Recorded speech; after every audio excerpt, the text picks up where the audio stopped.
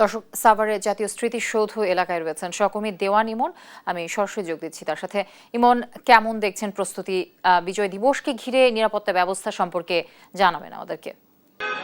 জ্যোতি, শুরুতেই যদি নিরাপত্তার কথা বলি, যে আমি এই মুহূর্তে রয়েছি সাভারের স্মৃতিসৌধ এলাকায় এবং তো 4 স্তরের নিরাপত্তার বলয় তৈরি করেছে প্রশাসনের পক্ষ থেকে। একটু যদি দেখাই যে স্মৃতিসৌধের ভেতরে এখন কিন্তু দেখতে পাচ্ছেন যে আইন শৃঙ্খলা বাহিনীর পক্ষ থেকে কিন্তু বিভিন্ন ধরনের তারা কিন্তু পদক্ষেপ নিচ্ছেন, যেন 4 স্তরের যে বলয় তারা তৈরি করছেন এখানে যেন কোনো ধরনের কোনো ফাঁক ফোকর না থাকে, এবং 4 স্তরের নিরাপত্তার যে বলয় তারা তৈরি করছেন সেই শেষ মুহূর্তের যে কার্যক্রমগুলো রয়েছে প্রশাসনের পক্ষ থেকে, সেই কাজগুলোই কিন্তু এখন দেখতে পাচ্ছি যে যারা ঊর্ধ্বতন যারা কর্মকর্তা রয়েছেন তারা কিন্তু সেই দিক নির্দেশনাগুলো দিয়ে কিন্তু এখন সেটি সমাপ্ত করার চেষ্টা করছে। এবং বাহিরের চিত্রগুলো যদি এখন দেখাই, যে সকাল থেকে আমরা দেখেছি যে দুপুর পর্যন্ত কিন্তু সেনাবাহিনীর সদস্যরা এখানে দায়িত্বে ছিলেন, এবং এখন কিন্তু পুলিশের বেশ কয়েকটি টিম কিন্তু স্মৃতিসৌধের যে মূল ফটক এখানে কিন্তু তারা দায়িত্বে রয়েছেন। পাশাপাশি এই স্মৃতিসৌধ এলাকা থেকে শুরু করে সাভারের আমিনবাজার পর্যন্ত 4000 পুলিশ কিন্তু নিয়োজিত রয়েছেন আইন শৃঙ্খলার দায়িত্বে। এছাড়া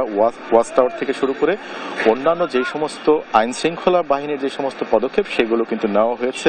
পোশাকধারীর পাশাপাশি কিন্তু সাদা পোশাকে কিন্তু আইন শৃঙ্খলা বাহিনীরা এখানে নিয়োজিত রয়েছে। এছাড়া যদি আগামীকাল 16 ডিসেম্বর মহান বিজয় দিবস, সেখানে ভেতরের কথা যদি বলি স্মৃতিসৌধ এলাকার, সেখানে আমরা দেখেছি যে ইতিমধ্যে কিন্তু সব ধরনের প্রস্তুতি সেরেছে গণপূর্ত বিভাগ, এবং তারা যেটি বলছেন যে আগামীকাল সূর্যোদয়ের সঙ্গে সঙ্গে এখানে মহামান্য রাষ্ট্রপতি এবং প্রধান উপদেষ্টা যেই শ্রদ্ধা নিবেদন করবেন সেই মোতাবেক কিন্তু সম্পূর্ণ প্রস্তুত কিন্তু তাদের পক্ষ থেকে গ্রহণ করা হয়েছে।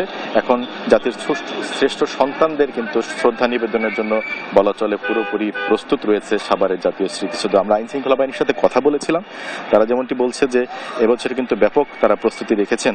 4500-4500-এর অধিক কিন্তু পুলিশ সদস্যই শুধু নিয়োজিত রয়েছেন আইন শৃঙ্খলার দায়িত্বে।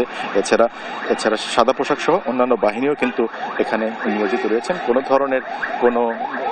যে কোনো ধরনের নিরাপত্তায় কিন্তু তারা কাজ করবেন, এখন পর্যন্ত কিন্তু তারা আমাদেরকে এমনটি জানাচ্ছেন। তো এই ছিল যদি আমার কাছে সাভারের জাতীয় স্মৃতিসৌধ থেকে সর্বশেষ।